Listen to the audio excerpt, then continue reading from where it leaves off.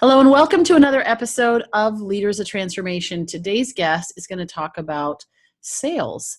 And this is a subject that some people, divert away from. They're like, oh, I don't want to hear about it. But I think you're going to want to tune into this conversation with Nancy Ganzekaufer. She actually teaches sales to non-salesy, or teaches it in a non-salesy way. And she is a business coach for interior design professionals and internet-based entrepreneurs. She helps you get more sales, grow your business, and get over the fear of sales. And go for what you want in work and life, because I do believe that sales is the number one skill that we need to have in business. We need to know how to sell ourselves on ourselves, and we also need to know how to sell others and enroll others in our vision and what we're doing. And that could be a team member, that could be a vendor, that supplier, that could be clients. So sales covers a lot of ground. So be able to do it well is important. So we're excited to have Nancy here with us. Nancy, welcome to Leaders of Transformation. Thanks, Nicole. Great to be here. It's great to have you. And for our listeners out there, I just wanted to, this is why I have notes, because I forget stuff. I hate it when people say they're getting old, because I'm like, seriously, old is all just a matter of age, and I'm not getting old. I'm 46. Got a long way to go. But I did want to remember Mark Mawhinney. Do a shout out for Mark. He is the one, actually his assistant is the one who introduced me to Nancy. And so thank you so very much. I love connections. People, one person I meet that, introduced me to another person, so very awesome. And that's what the Leaders of Transformation is really about, is connecting the leaders of transformation, the people are making a difference in the world, and so that we can make a greater impact together. So for those of you listening, watching, we're excited. That's you. You're here, you're listening, you're either you're a leader of transformation, making an impact currently in the world, doing something, maybe you've got a passion or purpose that you're fulfilling through your business or through your work, or you're thinking about it. And we want to encourage you to go for it. And I know that our conversation here with Nancy is going to give you some valuable tools to be able to do that. So with that, Nancy, let's obviously I skimmed right over and said, you're just, a business coach. You're so much more than that. So give us a little background on yourself, who you are, and you're from Long Island, New York. You got that New York accent. Long Island, New York. I know you cannot, people can't hide that. New York right away. Nope, you cannot hide that. And it's funny because a lot of people come to me because of that. They're like, I just love your accent. I'm like, really? So I don't love Surely you're hiring me for more than that. I hope so. Somehow I'm direct and I'm dynamic, and they like that, right? A New Yorker, very direct. But yes, I'm Nancy Ganzekaufer. I'm a business coach to creative entrepreneurs, which includes interior designers and web designers and artists. And I also coach other coaches to up their business like I have upped my business, because I kind of went off the beaten track with what a lot of people are teaching. So I like to teach the way I did it. So I've been coaching for 2 years, 4 months, something like that. And it's going really well. And I closed my past business because it's going so well. So what I did in the past, after being in the corporate world, like I'm sure a lot of your listeners are still in, or they have been in, I started having kids, and I tried to do that stay-at-home mom thing, but I really wasn't too good at the stay-at-home mom thing. I'm a great mom, and they know it, but I needed something more. So I went back to the university to become a personal fitness instructor. And I did that for 3 years, having a rocking business in the basement of my house, worked for New York Sports and Fitness, and also worked for Hofstra University's certification program, because after I went through it, they asked me to be an instructor as well. Then I got pregnant again, my third child. And he is wonderful today, but he was born with a heart anomaly and needed open heart surgery when he was 5 days old.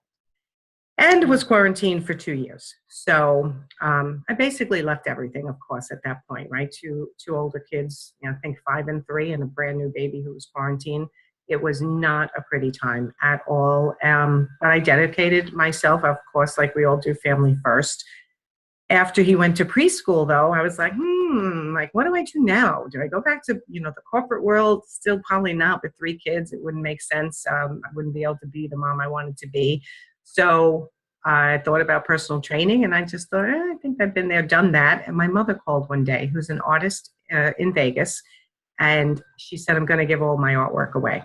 I'm like, why, why would you do that? She said, I don't want to sell it. I just want to paint. And I have so many paintings. So I said, send it to me. I started having home art parties, which That's were, awesome. yeah, but it was really pretty. It really was a sad time in my life. I Oh, worked like 120 hours a week. I mean, I was happy, but it was pathetic when it came from, a business model yeah. standpoint. So I'd work 60 hours a week, 2 weeks in a row to put up some party. Friends and family would invite their guests, and I'd sticky tack watercolors to their walls, and I'd sell them. And at the end of a party, maybe I'd make $60, and my mother would make $60. My mother was thrilled, and I was happy to do it for her. But I thought, there's something here. And I had a lot of naysayers in my life. For those of you who have naysayers in your life, keep this story in mind. I kept going, and I said, you know what? I know I'm onto something. It's working with the balance of raising my family, so I'm okay for now. And then one day, an interior designer walked into a party, and she said, that's the perfect artwork for my client's wall. Can you bring it to the house? I'm like, sure. She's like, got to the house. She's like, can you help us frame it? I'm like, no problem. I'm straight business, right? I don't know anything about art. I don't know anything about framing. And I just went and figured it out. I said yes to everything. That's after I finished that job, and they were very happy with it. I look back on it now, and I think it could have been so much better. I decided that interior designers were my ideal target market. When I started the business, I did not have that in mind. I thought end user, I'll just keep marketing myself. So I decided, well, where do interior designers hang out? Which is what everyone needs to do, right? Figure out their ideal market. At some point, it could be a little light bulb moment like it was for me. They hang out at the Interior Design Society, Long Island, New York chapter. I went and attended a couple of meetings, became vice president. Now I'm a national board member, and I am now the president of the virtual chapter, first ever virtual chapter of the Interior Design Society, all in the attempt to market that other business, which was called Expressive Living, Art, and Framing. I'm sorry, accessories too, because at some point we took on accessories because one designer said, can you do accessories too? I'm like, sure. So I had 2 employees, 15 years, 2 employees working in the house, was able to be home with my kids before and after school, running around a bit much and working when they were sleeping like a lot of us do. But over the years, my business sense seemed to rise to the top, and a lot of the interior designers were asking my advice. So at 50 years old, 2.5 years ago, I decided to hang my shingle as a business coach to creative entrepreneurs. And, I was so humbled by the fact that a lot of them came to me right away, that they felt, well, they'll finally pay me for all the advice I've always been giving them. And I shut Expressive Living down 8 months ago. One of my employees still works for me virtually from her home. The other one, I got a job at the other art consultant who works on Long Island, and I give her all my business happily. And I've been coaching ever since. So I'm heavy in the interior design industry because that's where I'm known, but I've had web designers, other coaches, internet-based entrepreneurs. I don't coach people who sell specific product, like a physical product, but any type of service. I find that there's always a creative person behind it, and they sometimes get lost chasing shiny objects, and they're really uncomfortable with sales. Yeah. Well, and what a journey. I mean, there's so many lessons in there. Saying yes, say yes, and just figure it out. It's funny because it reminds me, and I think we talked about this when we were our last conversation. I was saying how when I was starting out in business and somebody said, yeah, I'm not really interested in that, but do you do this? And I'm like, absolutely, of course. Right. Yeah, baskets, sure, I'll sell baskets, no problem. And then I go in the car and I'm like, where am I going to find baskets? I don't know. I'm going to find them though, and I did. Because it was a major automotive brand, and I'm like, yeah, I want them as my client. So yeah, absolutely, saying yes, and then what you also said there, just for our listeners who may just think, they're not thinking that through, but you pointed it out. It's like, find your ideal audience and then figure out where they hang out. That's exactly what I did. Like, even starting my own business, I'm like, okay, I'm going to sell this, and that was before the internet. Where it's like you had to actually go and do networking or figure out where they were hiding out, and to go, where are they hanging out? Where can I meet a whole bunch of them at once? And so just, fundamental principles, but so very valuable. If you don't realize that, or somebody coming into business for themselves, for the first time, they're like, where do I start? And I love what you said there about the creatives. I mean, they just want to do their thing, right? They don't want to have a business, and they're not maybe even very good at business or numbers or whatever. But they're really good at what they do. They're really good at what they do. And passionate, right? Yes. I almost said, I almost worded it like I coach passionate entrepreneurs, because it's that same thing, where they're just so good at what they do, and they deserve to get paid for it, and they deserve to value and be valued, value themselves and be valued by others. Yeah. But they're so often concerned about not, I don't want to charge too much. And it's kind of like I break them right out of that. Yeah, we're going to change that right now.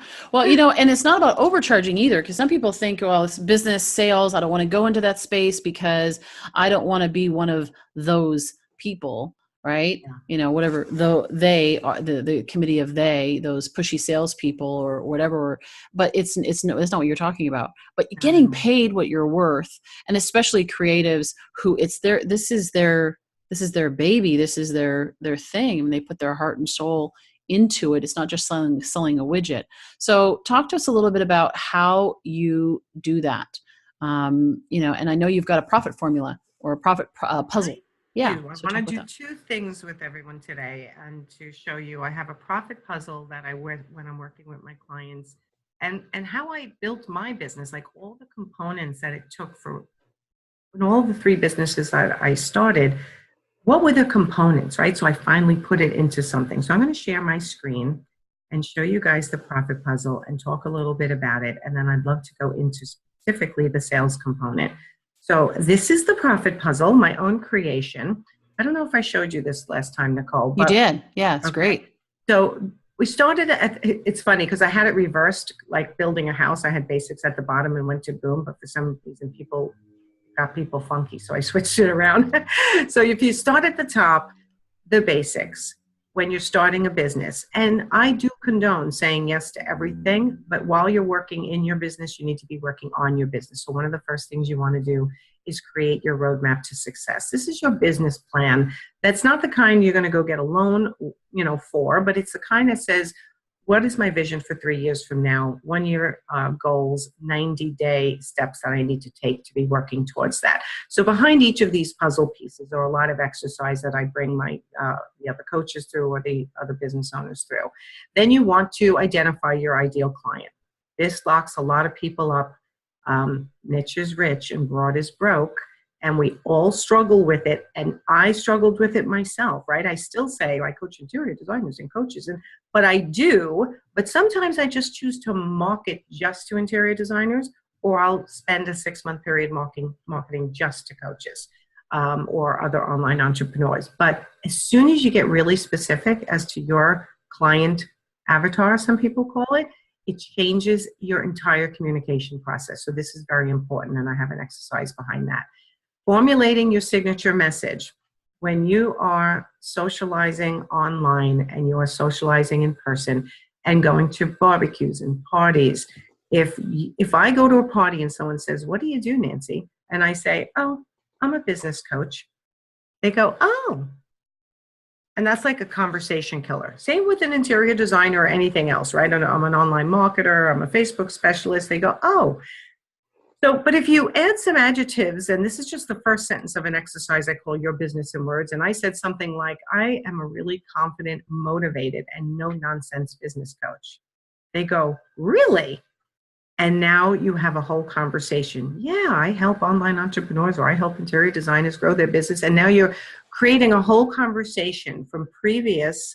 They would say, "Oh," and apply their own knowledge of that job title that they've maybe experienced in the past to what you do. And they never think, "May I need this person? Maybe somebody I know needs this person."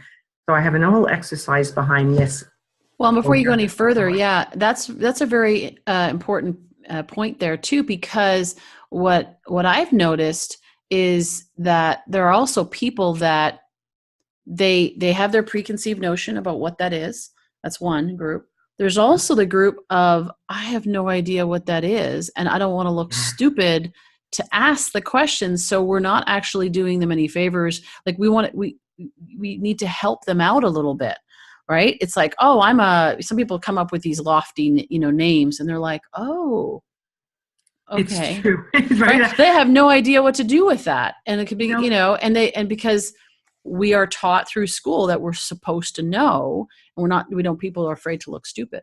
So, Yes. yeah. Yes. And it's funny because when I did go through my branding process, and I might have mentioned this story to you, I was trying to call myself all kinds of fancy things. And finally they said, you're a business coach. And I'm like, yeah, but that sounds so boring. Like, shouldn't it be fancier? And they were like, everyone knows what a business coach is, at least at the global level. And then you can add the details behind it. I'm like, you know what? That's true. You want to title yourself something that people actually at least have a basis of knowledge for, Yeah. but then formulating your signature message will fill in the details of who you are, who you work with, how you work with them, and kind of like the excitement behind that. Yeah. So I have an exercise on my website called Your Business in Words. It's free and it's very helpful if you're struggling with communicating what you do. That's a great one to go for. Great. The next thing is building your ladder of services. I find that sometimes people have too many services, or they have too few services and they're locked into only I do one thing. It might be wise, and it depends on your business model, to have about 3 levels of service. So when you are faced with your ideal client, you have options for them. So that's when you start getting a little bolder. You can serve a couple more demographics of people with what you do. So that's the next step. And then the big one, right? How do you grow your client base? All types of ways to grow your client base. We talk about all of that, social media, in person, and I think a little mix of both is always great. But it's individual to someone's business, and you want to have that puzzle piece filled in. And once you're getting up all these puzzle pieces filled in, you will start finding your business is starting to take off. Then how do you share compelling content? Are you writing to your email list? Are you sharing content on social media? And what are you sharing, right? Creating a content calendar. Now, then when you really start to boom, and I will tell you, I tend to teach this puzzle piece early on, as we are going to go over this one here, because, and that's why I made them puzzle pieces, because in the end, these are all interchangeable, right? You're working on your business, you got to learn all these things. Nailing your sales closing conversation to where you're really confident in what you're selling, in what ladder of service, and how you're delivering it in a non-salesy way. Then, as you have been all along, defining your brand, but perhaps at some point where you're getting up to this booming level, you may have to redefine your brand, because you've experienced a lot in your business so far, as I did in my art business, and as I have in my coaching business. And that little light bulb went off and went, this is my ideal client. Now I'm ready to define my brand. And then, of course, all along the way, you're establishing successful systems. That's a tongue twister from my tongue. But once you have all these pieces in place, your business is profitable. It's running fairly smoothly. And this is where you're really going to start making money. People are missing pieces of this, are going to wonder what's going on. So this is what I teach. I teach based on this profit puzzle. Love it. It's about, right? It's pretty self-explanatory, right? And then, of course, the growth mindset, which I used to have these 2 little heads on here, going from a fixed mindset to a growth mindset. But that obviously is all part of growing your business, right? Fighting your demons, fighting the fear, figuring out where you need to be pushed and where you need to push yourself to take risks, and what might be holding you back. That's always a part of every business. Yeah. Yeah, absolutely. Well, I love this. So we're going to dive into the nail your sales puzzle piece. So let's do that, because I think that would be a great next step. And this is awesome. I love the way your mind thinks in terms of organizing, because I like sorting and organizing things. When I really sat down and like how did you grow your business? How did you get to the point where you were making the money you deserve to make for how hard you work, for your skill, and for how much you move people to the next level? When you really lay that out, it becomes very clear, and that's what I did. Yeah. Well, and that's actually one of the biggest problems, even not just creatives, but in general in business, is there's pieces of the puzzle, and it's like, which piece? I hear that all the time. Like, what do I do now? What's my next step? And so the way that you've designed it is, they're interchangeable in terms of the sequence, but you're creating the ideal sequence for it, or the, you know, the recommended sequence that for people to go through as a starting point. But it's giving them the pieces to say, you need to fill in all these boxes basically, and this is what it's going to take to do it. So I love that. It's great. Thank you. Yeah. And some Yeah. people come to me and they'll say, I just need to get better at my sales. I'm like, okay. Yeah. When I say, what do you sell? It becomes apparent sometimes, and I'm sure you see the same thing. Well, they don't have any ladder of services, or they don't have options, or they're not clear, or they don't Yes. have the words around explaining them. Yes. And, you know, this is not to look to insult anybody, but I say this all the time, 5th grade level. Explain everything at a 5th grade level, because if you start using industry terminology, people don't understand it and you lose them. So I find that to be one issue with people when they're talking about their services. I don't even want to call it sales, right? When you're talking about your services, you might be using industry lingo that people just don't understand, right? So my son actually does this. He runs a digital marketing agency. And when I had him introduce himself on one of my Facebook Lives, and I'm like, nobody understands that. Put it in English. And he couldn't, right? Because he had yet to work on how to describe what you do in a way that's everyone's going to understand, whether they need you or not. Yeah. Right? And once you have that down, like that's really the beginning of the sales process. But let's talk about, you want to role play with me? Sure. I want to share the Desire Sales Formula with you. And we got to figure out what scenario we want to role play. So let's say. Well, let's take a scenario. Let's take a creative, and I'll pretend to be them, right? So that we look at your target audience. Let's take somebody, I don't know, what's your most common client? So if an interior avatar designer calls me and I no longer do free consultations. I used to. So I'm going to do this as if it's a free consultation. Okay. And that I have you for a couple of minutes to find out why you called me, right? Okay. So if you're an interior designer. You're an interior designer. So you got on my calendar for a free 20-minute consultation. We'll do it faster than that. But, hi, Nicole. How are you? I'm good. How are you? I'm great. So, can I ask you where you found me? How you got on my calendar? Oh, I saw one of your awesome Facebook Lives and came across it by accident, and was just really interested to hear more about what you're doing. That's so funny. I love to hear where people call me from so that I know what part of my marketing is working. And that would be the first thing I suggest you do. So if you have clients coming in, always make sure you ask them that. So anyway, what's going on with your business? Well, I started my business a few years ago, and initially it started off, I had a lot of referrals from friends and so forth. And then my business just kind of like dried up. I just don't know, I don't know where to go for leads now. And it just, I'm not that good at this whole social media thing. So I know it's important, but I just don't even know where to start. All right. Well, you said you've been in business for a while. Why is this coming to the surface now? Like, why is this feeling so important to you right now?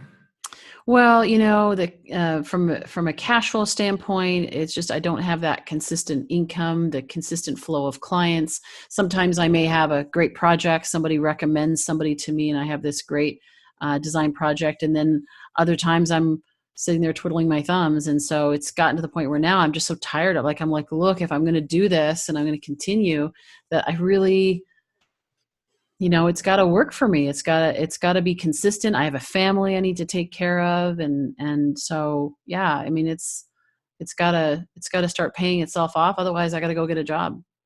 I totally get that. You guys work so hard, and often you're not making the money that you deserve, and you're so generous with your time that it's hard to be profitable. And that's exactly what I would like to work with you on. If I could get you to the point where you feel more confident, maybe charging more, there might be ways that you could be charging more and making each individual job profitable. And then also kind of get your marketing, running as a well-oiled machine. It might be a social media campaign we need to do, which is all free, the way I teach it is free, or is it Instagram because we're in a visual industry and sometimes Instagram is the way to go. Other people hate Instagram, right? But I always recommend 2 social medias and then 1 in-person networking. So that's one of the things I think you want to start thinking about. But if I could get you to the point where you're making more money, you have a steady marketing plan going, perhaps charging for your initial consultations. Do you currently do that? No, I don't. It's so hard in like the industry. There's so many interior designers out there, so much competition. I really struggle with, how do I get myself out there? How do I differentiate myself? And, and people are, they're always asking for a discount or a special deal. Cause of course I get a lot of my business through referrals. So it's a friend of a friend or something. And yeah, so I really struggle with that. So when you talk about, charging for my initial consultations, I don't know if that would go over well. Cause there's a lot of people that do it for free. Okay. So what if I told you all 33 of my clients currently charge a consultation free, and even the ones who didn't when they came to me are now getting it every single time. Wow. And those are interior designers that you're talking about? Those are interior designers. Wow. Most of them came to me without charging. And not only that, they're also charging more hourly, and they're the way we set up your pricing model is you'll be making your profit every single stage, and understanding and learning the words behind showing your value, because that's really what's important. What I'm feeling is something that, a lot of people struggle with. It's not just you, but if I could teach you the words that would get you to have those clients sign with you, and the words that would make you comfortable with a profitable pricing model, how would that feel? Oh, that would be amazing. Okay, you'd be like my savior, my saint. Okay. All right. So I'd love to be your savior. This is how we can get started. I have a reduced cost strategy call. It's 50 minutes, 50. It is straight coaching. There is no sales in that at all. And I truly get deeper dive into your pricing model, what could be holding you back. And I'd love to get you on. It's $97, and I can talk to you. How's Thursday at 5:00? Yeah, that should work. I mean, I've got clients sometimes. Sometimes I get a call where I have to run to a client meeting or whatever, but it should work. Okay, good. I'm going to send you a link to my calendar right now. Grab a spot as soon as you can. It'll ask you for payment, and that will secure your spot on my calendar.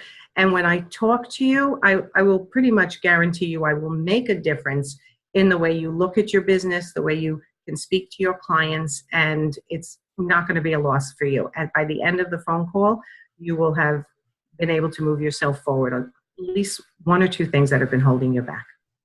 Awesome. Sounds great. Okay. That was the Desire Sales Formula. Wow. I took you through discovery. Why did you call me? Can I ask you why now is important? And you revealed why. You kind of feel a little desperate for money, your family, you want to contribute, right? So you got to that emotional place, which is what the explanation is supposed to do, get you to that emotional place. Then I solved the problem for you, and I'm going to add to this. It should say paint the picture.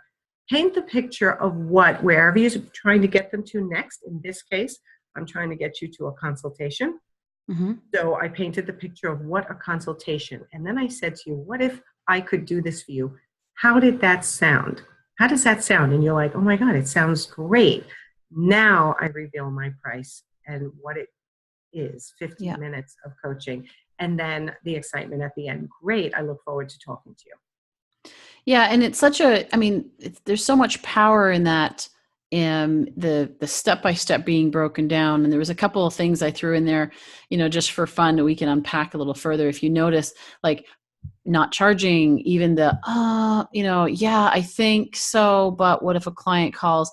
You hear even just in that, and I know that, how, like, dealing with that is recognizing that tells you a lot about the person who is, like, the scenario that I was just on the fly, picking out, but you hear that a lot. It's like, oh, my client, I got a client, I got to run to the client. So I'll cancel the meeting. But I love what you did. You just went right over and saying, great. So you're going to book it. You're going to pay for it. Yeah. I didn't address that on purpose. Yeah. Because a lot of people would go, well, would Monday be better?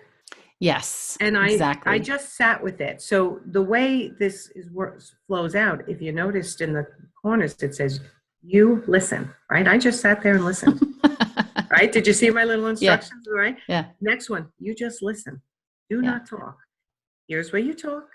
Here's where you listen. Here's where you talk. Here's where you celebrate, right? I had to put that in there because one of the biggest mistakes people make in sales is they talk too much. Yeah. Right? So I have my clients who are coaches even saying things like, well, I have a group program that's starting in a week, and I have openings in there, and they haven't walked them through and listened enough to what they're struggling with, and really even determined if they would fit into the group, right? I don't put people in a group if they don't belong in the group, and I won't even take them if they don't fit me. And if you're jumping in to talk and say the program you're desperate to fill because it starts on Monday, you're basically not doing what's best for them. And it feels, they may not pick up on it outwardly, but inwardly something doesn't feel right. Right. Because it's your agenda, not their outcome. Exactly. You're like, hey, I'm going to fit you into my program. And, if you don't have a clear outcome, if they don't have a clear outcome, then they may get fit into your agenda, but then they're going to resent you for it. And that's our job as a coach is, and a service provider and a salesperson is to be able to help them to get what they want, not what we want. Right, because it doesn't feel good for us either, or whoever you are. If you sell somebody into a program just because you want to sell them into a program you're starting on a certain date, and in the end, they're not successful, that's not going to make you feel good either. No. And it's tough to work with somebody like that, especially like if you're talking creatives who've got to work with somebody on an ongoing basis. And it was so effortless and it's in very short. I mean, obviously you probably would unpack those things a little further, but you just walked them through the steps. Like you said, it's usually about 20-minute call. No, that's what I leave for the call, but it doesn't have to be. It literally doesn't have to be. Fast. It could be. Yeah. Yeah, absolutely. Depends how ready they are and what questions they have and how much they talk. Because some people talk more than others, but being patient and listening, to that, it's brilliant. And then it's also for them is to help them to do something that's easy and effortless that they can do, so it doesn't feel like it's salesy. At no point in that process did it actually feel pushy or salesy. It was like, okay, well, if this is what you're looking for, then here's the next step. So it's great. Correct. And when I'm teaching an interior designer this, or a web designer, an artist, or an agency, or another coach, they tend to, under the S, which is the third step, solve, that's where they always seem to put their price. Well, I have a program for, $397 or $1,500 that I think you'd be perfect for. You haven't given them the vision of what that's actually going to do for them. And of course, never lie, never fabricate. You're really trying to figure out if your program works for these people. And if so, it should be easy to paint the picture of what you can do for them because you actually can do it. Yeah. So that's why it's not salesy, because you're not telling anyone ever to lie. You're just telling them, I'm going to paint this picture. And like I said, and I'm sure you've done it too, there are times that you're not right for my program. Yeah. And possibly I can refer somebody else. And I'm okay with that because I want to feel successful too. I want to make sure all my entrepreneurs are making more money from when they came to me. That's always the goal. Yeah.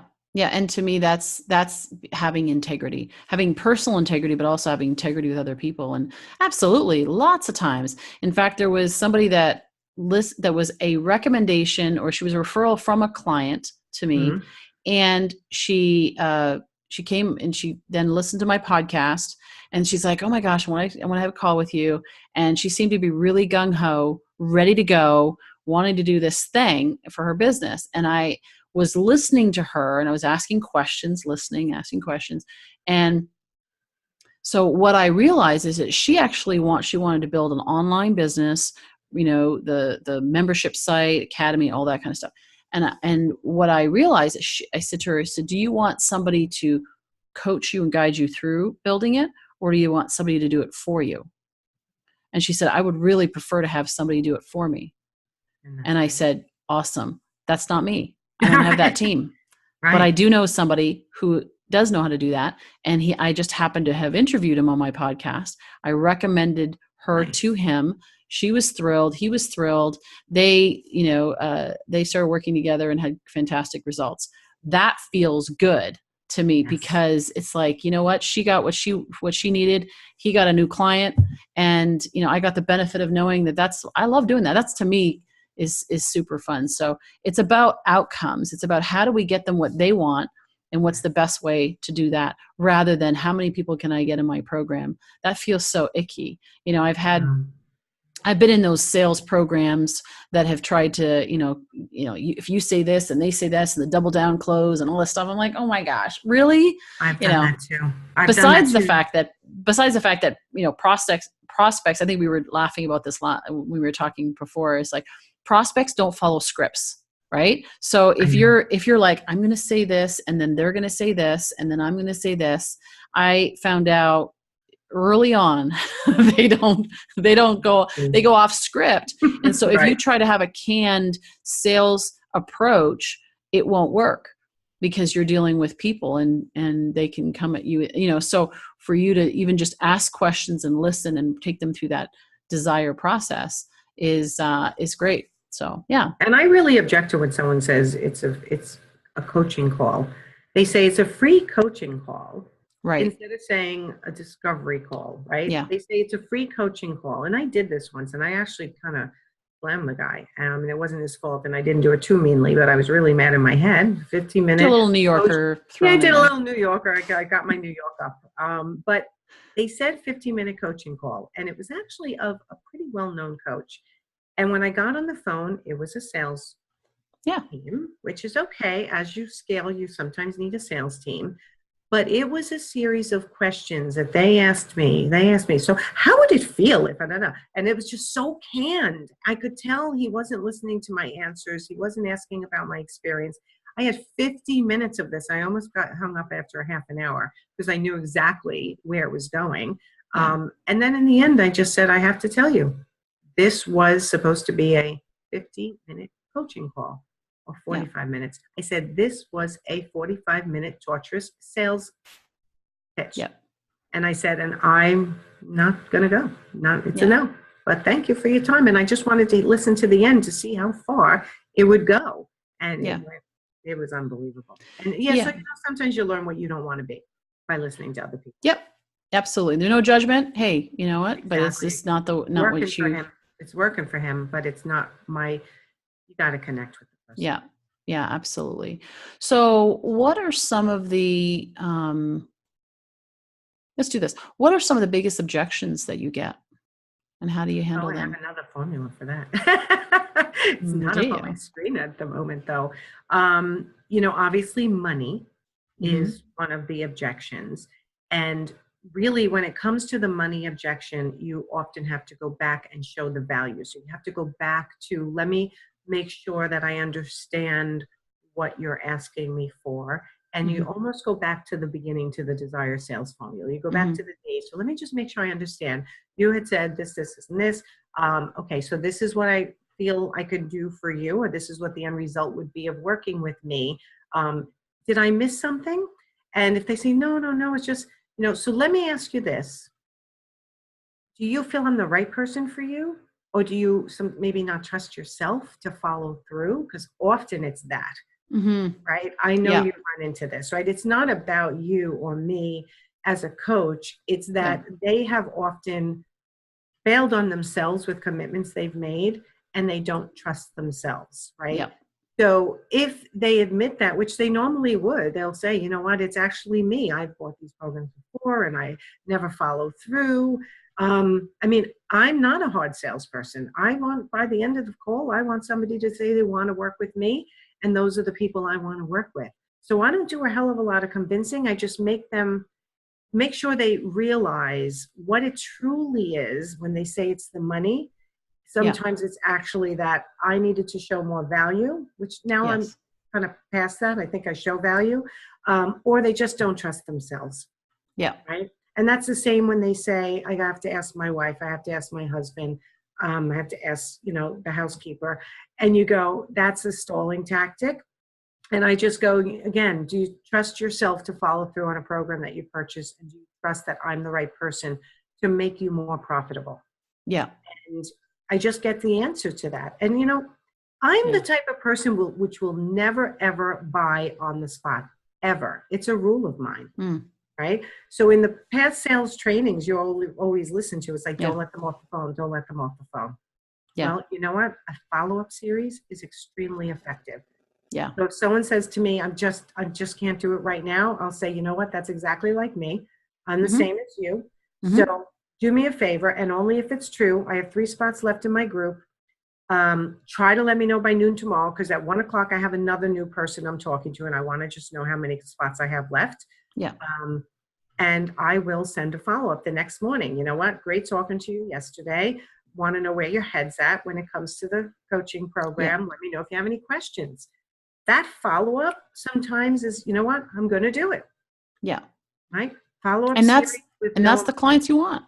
Those are the clients you want. You want the ones that are ready to work with you. And I think that's important, even for the people that, like, let's say you're interior designers, like you don't, if you do the hard sale, like I was saying earlier, it's like, you're not going to feel good about it either. Yeah. So you rope them in, right? And you got to do this, got to do this. And then they're going to resent you.